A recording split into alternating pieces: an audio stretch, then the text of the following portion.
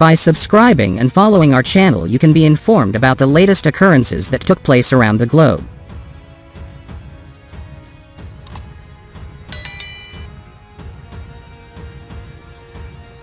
The Ukrainian armed forces said they destroyed a Russian military base in the occupied Melitopol in southern Ukraine early Sunday morning, the city's exiled mayor Ivan Fedorov said in a video address.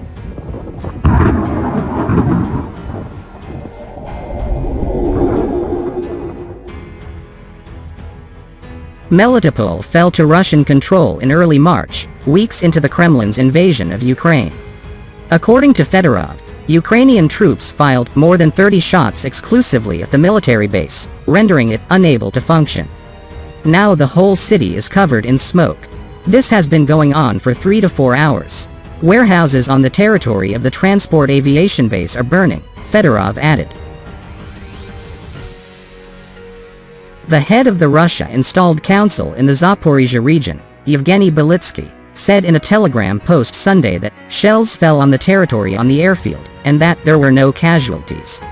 Russian state news agency RIA Novosti also confirmed the attack, reporting that Ukraine had hit the Avgorodok area of Melitopol, but did not specify what had been targeted.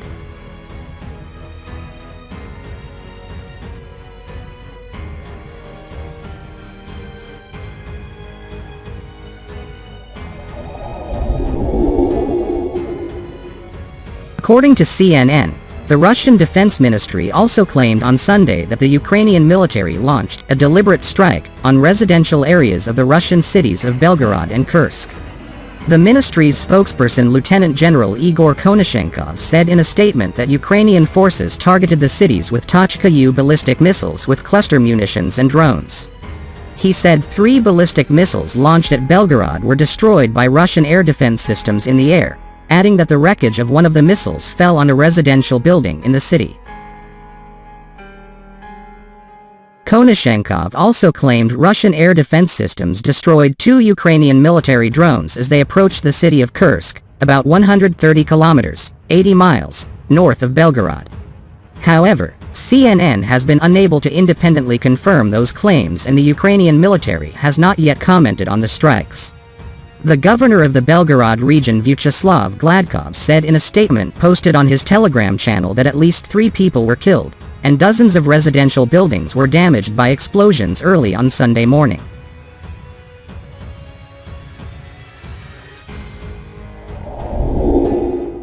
In another development, Ukraine's forces reportedly have withdrawn from the bombed-out city of Lysychansk, prompting Russia to claim full control of the eastern Luhansk region, a key Kremlin war goal.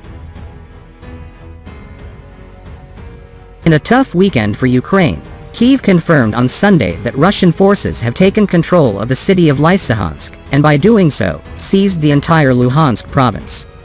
The capture of the city, from which Ukrainian forces retreated to avoid being encircled, marks another significant step for Russia, which aims to control the entire eastern Donbass region.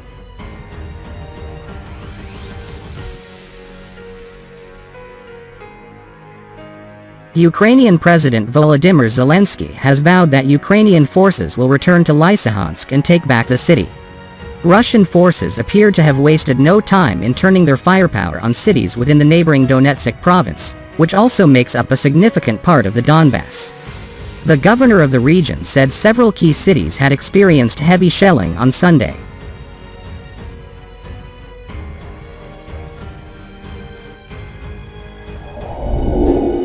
Kyiv on Sunday said the tactical withdrawal would save the lives of its soldiers, who would regroup to launch a counter-offensive with the help of long-range Western weapons.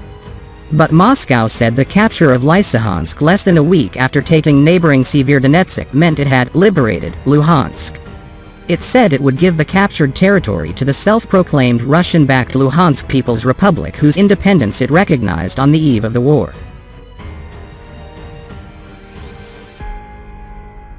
The battlefield focus now shifts to the neighboring Donetsk region, where Kyiv still controls swaths of territory. If the commanders of our army withdraw people from certain points at the front, where the enemy has the greatest advantage in firepower, and this also applies to Lysychansk, it means only one thing, Zelensky said in his nightly video on Sunday. That we will return thanks to our tactics, thanks to the increase in the supply of modern weapons. Zelensky said Russia was concentrating its firepower on the Donbass front, but Ukraine would hit back with long-range weapons such as the US-supplied Himars rocket launchers. The fact that we protect the lives of our soldiers, our people, plays an equally important role. We will rebuild the walls, we will win back the land, and people must be protected above all else, Zelensky said.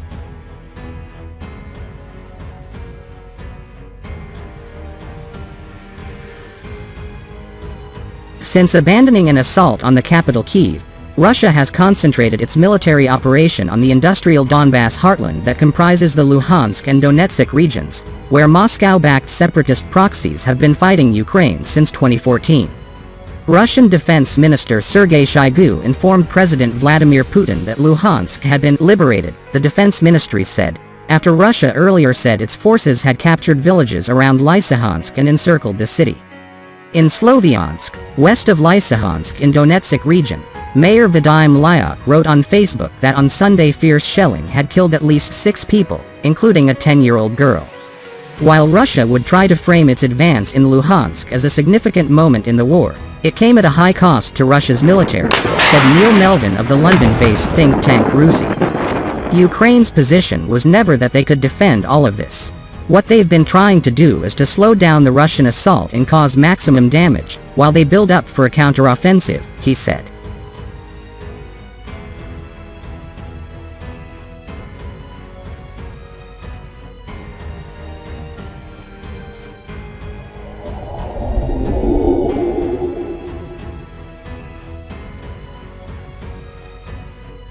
Ukraine has renewed its call for more weapon supplies to resist Russia's invasion.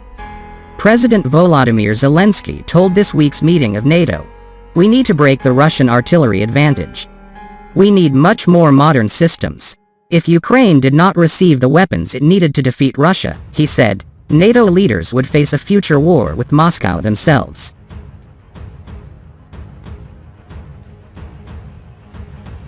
Huge amounts of military equipment have been given to Ukraine by more than 30 countries. In terms of spending, the US has committed to providing far more than any other individual country. The UK and Poland have committed to spending the second and third largest amounts. In terms of money already spent, rather than commitments to spend, the White House says the US has provided $6.3 billion, £5.2 billion, in security assistance to Ukraine since President Joe Biden took office in January 2021. The UK says it has provided $1.6 billion, £1.3 billion, with a further $1.2 billion, £1 billion, in the pipeline, since the start of the war. President Zelensky has appealed for more funding, and has said the monthly cost of defense for Ukraine was about $5 billion, £4.1 billion.